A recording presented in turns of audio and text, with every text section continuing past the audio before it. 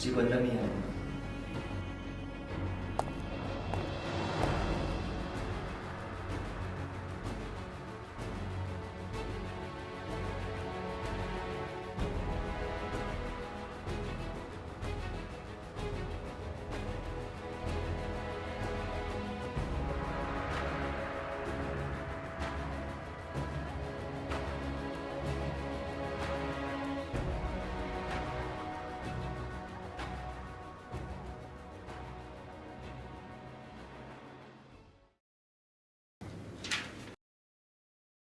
कहने को मेरा ट्रांसफ़र हुआ था, मगर शायद तुम नहीं जानते हो कि वह मैंने जानबूझकर करवाया था। ट्रांसफ़र तो करवा लिया, मगर उस एक साल में ऐसा कोई पल नहीं गया जब मैं नहीं मरा हूँ। पल पल मरा हूँ, तड़पा हूँ। मैंने ऐसी गलती करी थी जिसकी सज़ा सिर्फ और सिर्फ मौत हो सकती है, वह भी फांसी लगाकर। तुम मेरे शरीर के अभिन्न अंग की तरह हो। तुम नहीं तो दोस्त मेरा कोई वजूद नहीं। मैं तो चाहूँगा हर जन्म तुम्हारे जैसा दोस्त मिले, मगर तुम कभी मेरे जैसे दोस्त की कल्पना भी मत करना।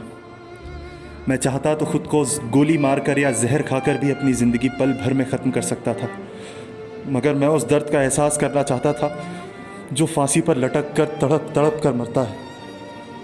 तब उसे कैसा लगता है, उस दर्द के साथ कुछ लम्हे जीना चाहता था। वह एक ऐसी सुबह थी मेरी ज़िंदगी की जिसकी एक बार शाम हुई तो कभी सुबह नहीं हो पाई। उस दिन सुबह सुबह ही पत्नी से अनबन हो गई थी, तो मैं तभी से पीने बैठ गया। पीते पीते मुझे लगभग 10:30 बजे ख्याल आया कि मेरा इंस्पेक्टर दोस्त अभी भी घर पर ही होगा। चलो उसके साथ कुछ गपशप करूंगा तो थोड़ा मन अच्छा होगा। यही सोचकर दोस्त मैं तेरे घर पहुंचा।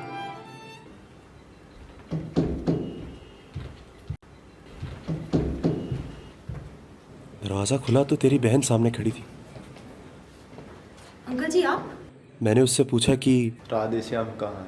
तो उसने बोला, भैया तो डॉक्टर के पास गए माँ बाबा को लेकर। डॉक्टर के पास? अच्छा अच्छा। मैं ये सुनकर वापस चलने को जैसे ही मुड़ा तो मेरा सर चकराने लगा। उस दिन मैंने कुछ ज़्यादा ही पी ली थी। मैं लड़खड़ाया तो तेरी बहन मेरे पास आई और बोली, अंकल जी आपकी तबीयत सही नहीं लग रही, आप थोड़ा रुक कर चले जाइए। ये कहकर मुझे अंदर एक कुर्सी पर बिठाया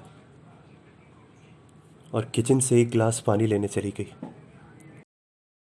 जब मेरे लिए पानी लाई तो न जाने मुझे कैसा एहसास हुआ, न जाने कौन सा जानवर मेरे अंदर जाग गया और मैंने उसका हाथ पकड़ लिया। वो छटपटाई। मुझे कुछ समझ नहीं आ रहा था। मैं बस उसे अपनी बाहों में लेना चाहता था और वह सब करना चाहता था जो मेरे अंदर का जानवर चाहता था। वह छटपटा रही थी, मुझसे छूटकर भागना चाहती थी, मगर मैं उसे हर कीमत पर पाना चाहता था। मेरे दोस्त, मैं भूल गया था कि ये मेरी बहन है और तेरी भी बहन है। मैं सब भूल गया था। सारे रिश्ते, नाते, दोस्ती तार तार करने में लग गया था।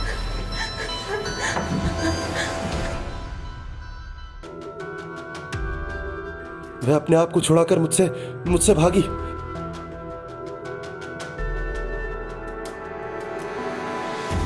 मैं उसके पीछे भागा। उसे अचानक चक्कर आए और वे बेहोश हो गई और वहीं गिर पड़ी। उसके गिरते ही मुझे झटका सा लगा। मेरा सारा नशा जैसे उतर गया। मैं अपने आप से कहने लगा, मैं ये क्या पाप करने जा रहा था। मैं उसके पास गया। वह चेत पड़ी थी। लगा कि वो मर गई। मैं बिल्कुल घबरा गया। मैंने सोचा मर गई तो अच्छा ही है, कम से कम इस हरकत का किसी को पता तो नहीं चलेगा। फिर मैंने दिमाग पर थोड़ा जोर डाला और आसपास का सामान जो इधर उधर गिर गया था उसे ठीक से उसकी जगह पर रखा और सावधानी से तेरी बहन को उसके बेडरूम तक ले गया। फिर उसके ही दुपट्टे से मैंने उसे पंखे से लटका दिया। उसका गला दबते ही अचानक वह तड़पने लगी। मतलब जिसे मैं मरा समझ रहा था वह मरी नहीं थी। वह थोड़ी देर तक छटपटाकर शांत हो गई।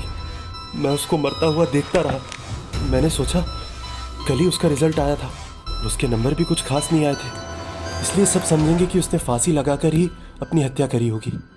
फिर मैंने सब जगह से सावधानी से अपने हाथों के निशान मिटाए और चुपचाप वहाँ से मैं चला आया।